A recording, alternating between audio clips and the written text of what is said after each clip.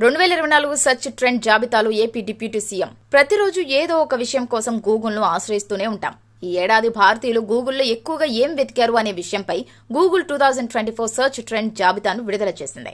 దీనిలో గూగుల్ ఆసక్తికర విషయాలను వెల్లడించింది. ఈ ఏడాది మొత్తం గూగుల్లో భారతీయులు ఎక్కువగా వెతికింది ఇండియన్ ప్రీమియర్ లీగ్ గురించే. దీని తర్వాతి స్థానంలో సార్వత్రిక ఎన్నికల గురించి కూడా జనాలు గూగుల్లో విస్తృతంగా వెతికారు.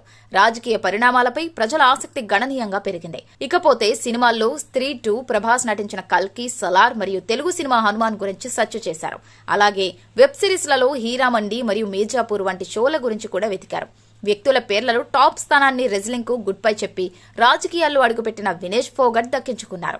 ఆ తర్వాత బీహార్ సీఎం నితీష్ కుమార్, చిరాగ్ పాస్వాన్, హార్దిక్ పాండ్యా ఉన్నారు. అయితే ప్రత్యేక ఆకర్షణగా జనసేన అధినేత AP deputy CM Pawan Kalyan నిలిచారు. దక్షిణాది నుంచి సెర్చ్ జాబితాలో ఉన్న ఏకైక పేరు కావడం విశేషం. ఈ జాబితాలో గబ్బర్ సింగ్ 5వ స్థానంలో నిలిచారు.